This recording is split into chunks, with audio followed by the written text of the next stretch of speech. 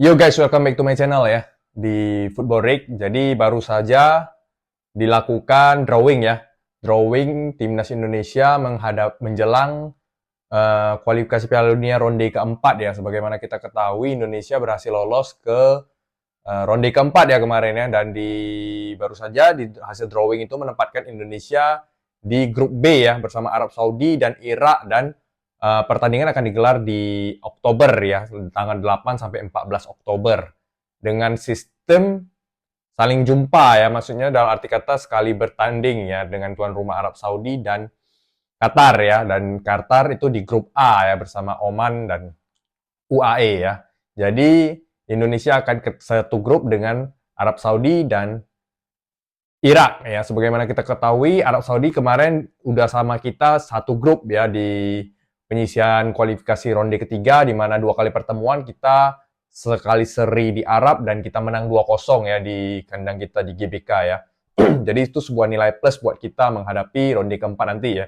Sedangkan untuk Irak sendiri itu kita pernah bertanding 3 kali ya. Di kualifikasi Piala Dunia ronde kedua itu kita kalah 0-2 di Indonesia dan kalah 5-1 di kandang Irak. Lalu di AFC Asian Cup itu kita kalah juga 3-1 melawan Irak ya. Jadi rekor kita bertemu dengan Irak ini kurang bagus. Cuma kita memiliki rekor yang lebih bagus ketika bertemu Arab Saudi. Tapi bagaimana dengan ronde keempat nanti ya? Sebagaimana kita ketahui, tambahan pemain amunisi kita, naturalisasi diaspora kita udah semakin banyak ya.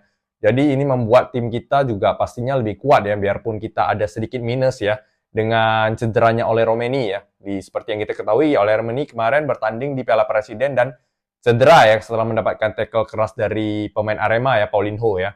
Namun oleh Romeni sudah menjalani operasi di bulan, namun untuk bulan 9 di mana kita timnas Indonesia pasti akan melakukan TC ya, dipastikan tidak bisa hadir ya untuk bulan 9, dan untuk bulan 10 kemungkinan masih bisa lah. Didoakan bersama-sama semoga kelancaran operasinya sehingga bisa membuka Indonesia di bulan 10. Namun ya seperti kita ketahui, seseorang yang baru sembuh dari cedera itu tidak bisa langsung tune in ya, apalagi dengan tidak adanya kompetisi karena kebanyakan istirahat ya. Kita tidak tahu nanti di bulan Oktober ini oleh Romeni bisa atau tidak bisa ya. Tapi moga-moga ada tambahan amunisi baru ya. Seperti kita ketahui, PSSI juga mencari striker-striker lain ya, di samping Mauro Gistra sudah masuk nanti ya. Jadi semoga nanti untuk di bulan Oktober itu kita siaplah menghadapi ronde keempat ini ya. Lalu kita lihat bagaimana peluang daripada timnas Indonesia di putaran keempat ini ya.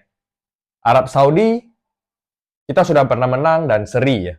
Jadi kemungkinan besar kita bisa menang lagi ya. Tapi ini juga menjadi sebuah dilema lah. Maksud saya di sini kita tidak boleh jumawa ya. Jangan karena kita sudah pernah seri dan menang atas Arab Saudi dan kita tidak pernah kalah di 2 pertandingan terakhir, bukan berarti kita di atas angin dan kita meremehkan ya. Kita jumawa terhadap Arab Saudi ya. Justru ini yang harus kita antisipasi benar-benar ya. Karena Arab Saudi sudah 2 kali kalah, otomatis mereka akan menggembleng pemain-pemainnya untuk lebih serius lagi ya menghadapi Indonesia ya. Mereka pasti tidak mau kecolongan untuk yang ketiga kali, apalagi mereka menjadi tuan rumah ya. Kita tahu lah AFC ini sedikit memfavoritkan pemain-pemain dan negara-negara dari Timur Tengah ya, terutama Arab Saudi ya.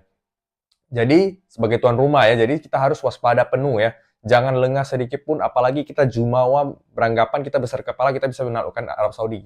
Jangan ada sifat seperti itu ya. Kita harus waspada, harus serius ya menghadapi putaran keempat ini ya. Sedangkan Irak kita tahu kita kalah di 3 pertemuan terakhir, kita kalah baik di kandang maupun di tandang ya. Jadi semoga kita bisa memperbaiki dan pelatih Coach Patrick itu bisa melihat bagaimana kekurangan daripada timnas Irak ini bisa kita manfaatkan lah ya. Semoga di putaran keempat ini kita bisa mengincar minimal ya 4 poin ya, karena 4 poin mungkin kita bisa membawa kita langsung lolos gitu loh. Jangan sampai kita di peringkat kedua, karena di peringkat kedua kita akan lanjut ke fase kelima, kita harus menemui tim yang lebih kuat lagi ya dari Afrika ya. Jadi semoga kita bisa mengambil peluang kalau bisa 6 poin ya, 2 kali menang di melawan Arab Saudi dan Irak ya, itu sudah pasti mengukuhkan timnas kita lolos ke Piala Dunia ya, seperti harapan kita semua ya.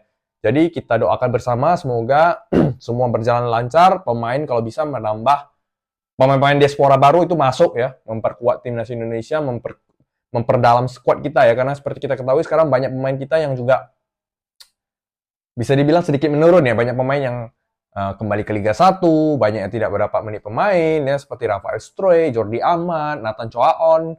Memang banyak pemain kita yang belum mendapatkan menit pemain, ya, bahkan banyak tim-tim pemain kita yang belum mempunyai klub, ya, Tom Hai, ya.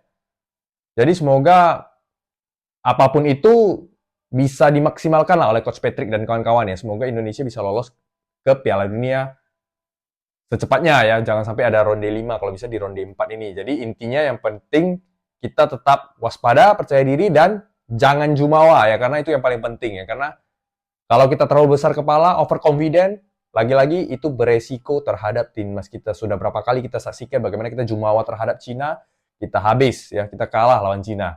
Kita jumawa ketemu Jepang, habis kita disikat sama Jepang, ya. Jadi hal ini jangan pernah ada lagi di pelatih, ya. Karena biarpun kita Arab Saudi, kita jangan jumawa. Intinya itu kita jangan jumawa, tetap konsentrasi, respect, ya. Apalagi kita bermain di kandangnya Arab Saudi, bisa-bisa kita dicurangi, kita tidak tahu. Yang penting kita harus siap dan kita jangan sampai lengah dan jangan jumawa, ya. Itu dia video kali ini. Semoga Indonesia lolos, ya. Seperti harapan kita semua bisa lolos ke Piala Dunia. Oke, sekian video kali ini. Terima kasih dan